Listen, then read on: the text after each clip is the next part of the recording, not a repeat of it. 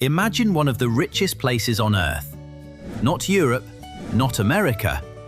A tiny Caribbean colony. Beautiful beaches, massive sugar plantations, ships constantly arriving and leaving with wealth. France was making insane amounts of money from this island. But here's the horrifying part.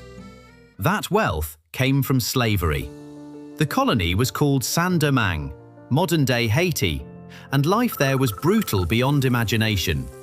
People were literally worked to death in sugar fields under tropical heat. Many enslaved Africans didn't survive more than a few years after arriving. The colony was rich because human suffering was profitable. And somewhere inside this nightmare, a child named Toussaint was born enslaved around 1743. Nobody at the time could have imagined who he would become. He wasn't born a king, wasn't born a soldier, didn't even look like a future revolutionary. Actually, people described him as quiet, calm, observant, the kind of person who listens more than he speaks. But sometimes, those are the most dangerous people in history. What made Toussaint different was that he learned things most enslaved people were never allowed to learn. He learned to read. That alone was dangerous.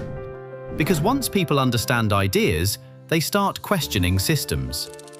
He also studied medicine, herbs, horse riding, and most importantly, people. He watched plantation owners carefully, watched how power worked, who controlled fear, who controlled money, who controlled violence. And over time, he became incredibly patient. Not weak, patient. There's a difference. Because while other people only saw survival, Toussaint was learning how the entire colony functioned. Almost like he was preparing for something, without even knowing it yet. Then Europe made a mistake that would change everything. In 1789, the French Revolution began. France started shouting about freedom, equality, human rights, liberty for all men. And enslaved people in Saint-Domingue noticed something strange. Those ideas somehow stopped applying when black people were involved. And once people notice hypocrisy, it becomes impossible to unsee it. Then came 1791, and suddenly the island exploded. Plantations started burning across northern Saint-Domingue. Smoke filled the sky. Slave owners were fleeing in panic. Entire estates vanished overnight. Thousands of enslaved Africans rose up together in coordinated rebellion. To Europeans watching from outside, it looked like civilization itself was collapsing. Now here's the interesting part. During the early violence, Toussaint wasn't immediately leading everything. He stayed in the background at first, and honestly, that's what makes him fascinating.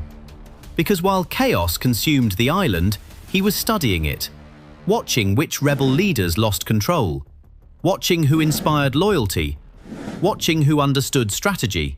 Then eventually, he joined the rebellion. And almost immediately, people noticed something different about him. He wasn't fighting like an angry mob leader. He fought like a commander. He organized soldiers, created structure, discipline, communication. And slowly, the rebellion transformed into an actual army. That's when people began realizing something terrifying. This wasn't just a slave uprising anymore. This was becoming war. Now imagine being France during this period. Your colony is collapsing. Britain wants to invade. Spain wants territory. And enslaved rebels are destroying plantations everywhere. Saint-Domingue basically became a giant battlefield involving multiple empires at once. And somehow, Toussaint kept surviving. Not only surviving, winning. At first, he actually fought alongside Spain against France. Yeah, that surprises a lot of people. But Toussaint wasn't blindly loyal to flags. He cared about one thing: freedom for formerly enslaved people. Then France suddenly abolished slavery in 1794, and Toussaint immediately switched sides. That decision changed history, because now France had an elite black general fighting for them, and he was brilliant. British armies invaded the island. Toussaint fought them. Spanish forces pushed in. He fought them too. Again and again. European commanders underestimated him, and again, they lost. Disease destroyed invading armies. French officers struggled to predict his movements. Entire military campaigns collapsed.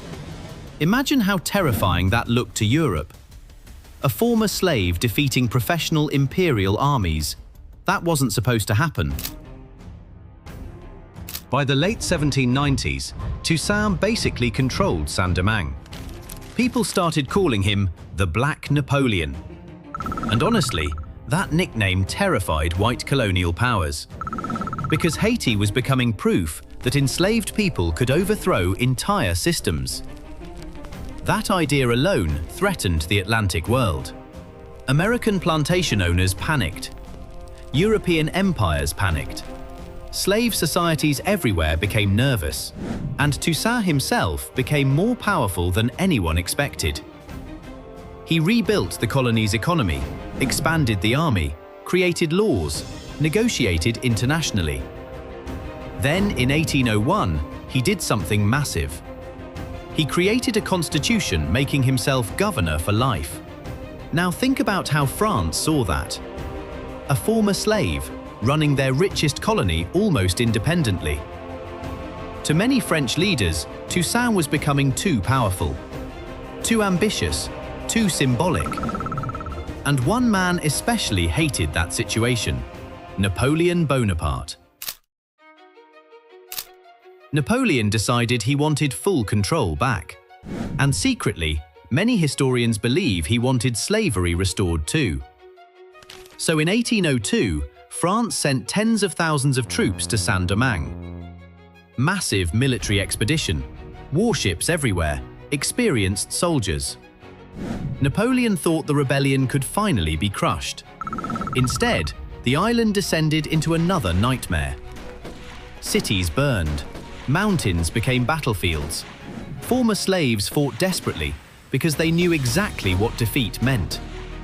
Chains, plantations, slavery returning. And Toussaint fought hard, really hard.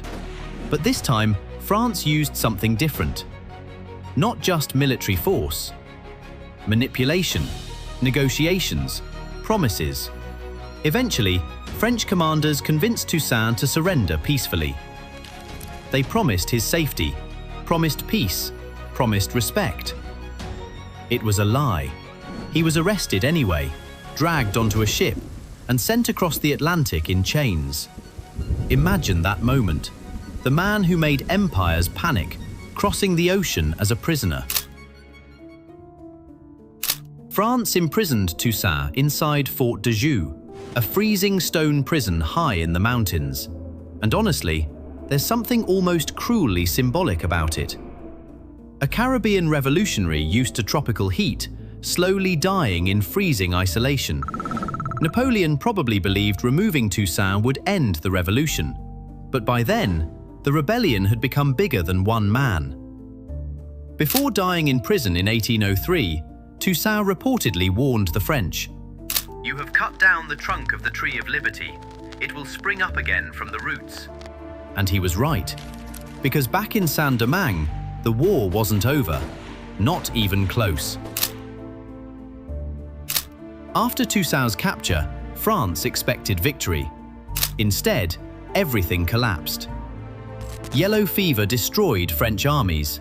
Rebel forces regrouped under leaders like Jean-Jacques Dessalines. French troops were overwhelmed. And finally, in 1804, Saint-Domingue declared independence. The new nation became Haiti, the first successful slave republic in world history. And the entire world reacted with fear.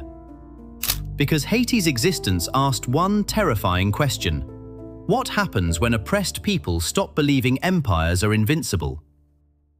That's what makes Toussaint Louverture such a powerful historical figure. He didn't just lead a rebellion, he shattered an idea. The idea that slavery was permanent.